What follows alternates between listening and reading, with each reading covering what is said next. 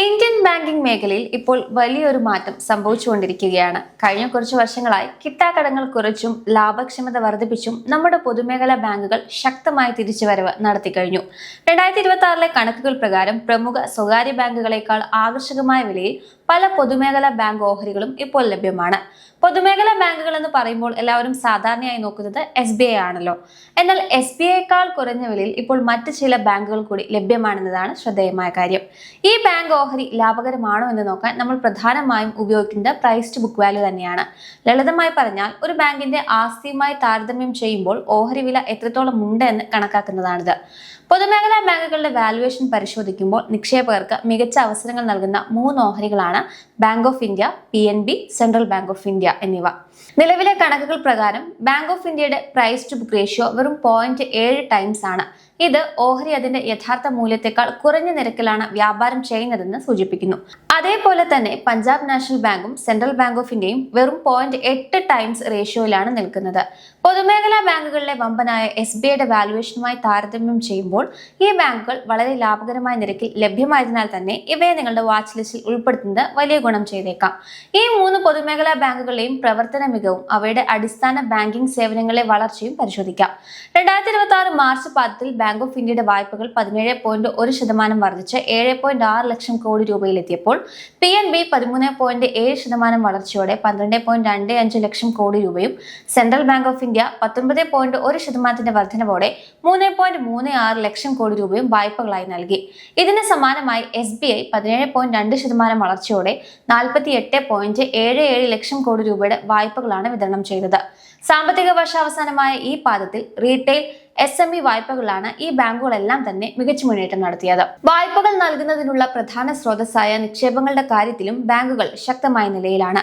Bank of India 13.6% വളർച്ചയോടെ 9.27 lakh crore രൂപയും PNB 9.3% വർധനവോടെ 17.11 lakh crore രൂപയും central Bank of India 13.3 ലക്ഷം വർധനവോടെ 4.67 ലക്ഷം കോടി രൂപയും സമാഹരിച്ചപ്പോൾ SBI 11% വളർച്ചയോടെ 59.75 ലക്ഷം കോടി രൂപയുടെ നിക്ഷേപം രേഖപ്പെടുത്തിയിട്ടുണ്ട്.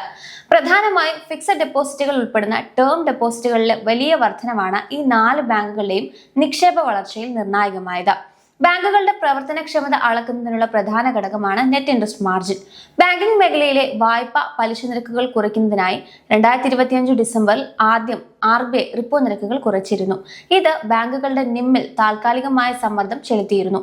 ബാങ്ക് ഓഫ് ഇന്ത്യയെ സംബന്ധിച്ച് റീറ്റെയിൽ മേഖലയിലെ ശക്തമായ വളർച്ച കാരണം അവരുടെ നിം വലിയ മാറ്റമില്ലാതെ തുടർന്നു. 2026 മാർച്ച് പാദത്തിൽ ഇത് 2.6% മുൻ വർഷവും ഏകദേശം ഇതേ നിരക്കിലായിരുന്നു.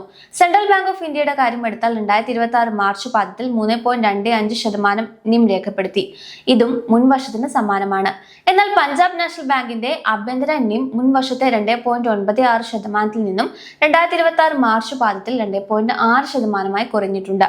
താരതമ്യത്തിനായി SBIയുടെ കാര്യം എടുക്കുകയാണെങ്കിൽ അവരുടെ പ്രധാന ആഭ്യന്തര പ്രവർത്തനങ്ങളിലെ നിം മുൻ വർഷത്തെ 3.14% നിന്നും 2.93% കുറഞ്ഞിട്ടുണ്ട്.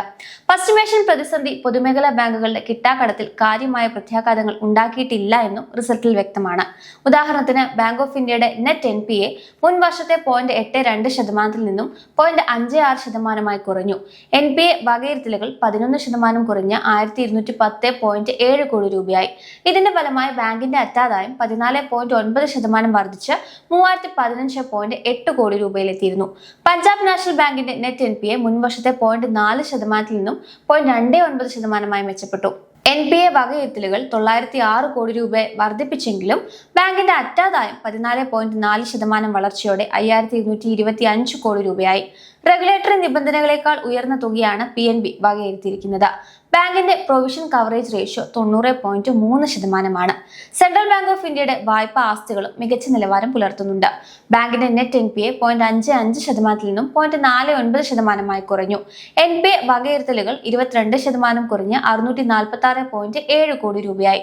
നികുതിക്ക് മുൻപുള്ള ലാഭത്തിൽ 37.4% വളർച്ച ഉണ്ടായെങ്കിലും പുതിയ നികുതി സമ്പ്രദായത്തിലേക്ക് മാറുന്നതിന്റെ ഭാഗമായി 632 കോടി രൂപ വൺ ടൈം ടാക്സ് ചാർജായി ബാങ്കിന് നൽകേണ്ടി വന്നിരുന്നു. ഈ ഉയർന്ന നികുതി ഭാരം കാരണം ബാങ്കിന്റെ അറ്റാദായം മുൻ വർഷത്തെ അപേക്ഷിച്ച് 30% കുറഞ്ഞ് 724 കോടി രൂപയായി മാറി. Bank of India, PNB, Central bank എന്നിവയുടെ ഈ പാദത്തിലെ ഫലങ്ങൾ അവയുടെ ബാങ്കിംഗ് പ്രവർത്തനങ്ങളിലെ കരുത്ത് വ്യക്തമാക്കുന്നുണ്ട്. ബാങ്കുകളുടെ ലാഭക്ഷമത അളക്കുന്ന മറ്റൊരു പ്രധാന സൂചികയായ റിട്ടേൺ ഓൺ അസറ്റ്സ് കൂടെ പരിശോധിക്കാം. ബാങ്ക് ഓഫ് ഇന്ത്യയെ സംബന്ധിച്ച് 4-ാം പാദത്തിൽ വാർഷികാടിസ്ഥാനത്തിൽ റിട്ടേൺ ഓൺ അസറ്റ് 1.01%. മുഴുവൻ സാമ്പത്തിക വർഷത്തെയും കണക്കെടുത്താൽ ഇത് 0.93% രേഖപ്പെടുത്തിയിട്ടുണ്ട്. അതേസമയം പഞ്ചാബ് നാഷണൽ ബാങ്കിന്റെ കാര്യമെടുത്താൽ മാർച്ച് പാദത്തിൽ റിട്ടേൺ ഓൺ അസറ്റ് 1.06%, മുഴുവൻ സാമ്പത്തിക വർഷത്തിൽ 0.89% ഉയർന്നിട്ടുണ്ട്. സെൻട്രൽ ബാങ്ക് ഓഫ് ഇന്ത്യയുടെ വാർഷികാടിസ്ഥാനത്തിലുള്ള റിട്ടേൺ ഓൺ അസറ്റ് മാർച്ച് പാദത്തിൽ 0.56%. എന്നാൽ സാമ്പത്തിക വർഷം മുഴുവനായി നോക്കുമ്പോൾ ഇത് 0.89%. SBI നോക്കിയാൽ 4-ാം പാദത്തിൽ അവരുടെ റിട്ടേൺ ഓൺ അസറ്റ് 1.07%. സാമ്പത്തിക വർഷത്തിൽ മൊത്തത്തിൽ ഇത് 1.12% എന്ന മികച്ച നിലവാരത്തിലും തുടരുന്നുണ്ട്. ഏറ്റവും വലിയ പൊതുമേഖലാ ബാങ്കായ SBI അപേക്ഷിച്ച് വളരെ കുറഞ്ഞ മൂല്യനിർണ്ണയത്തിലാണ് ഈ 3 പൊതുമേഖലാ ബാങ്കുകളും ഇപ്പോൾ വ്യാപാരം നടത്തുന്നത്. വാസ്തവത്തിൽ പ്രൈസ് ടു ബുക്ക് വാല്യൂ കണക്കനുസരിച്ച് എല്ലാ പൊതുമേഖലാ ബാങ്കുകളിലും ഏറ്റവും കുറഞ്ഞ നിരക്കിൽ ലഭ്യമായ ഓഹരികളാണിവ.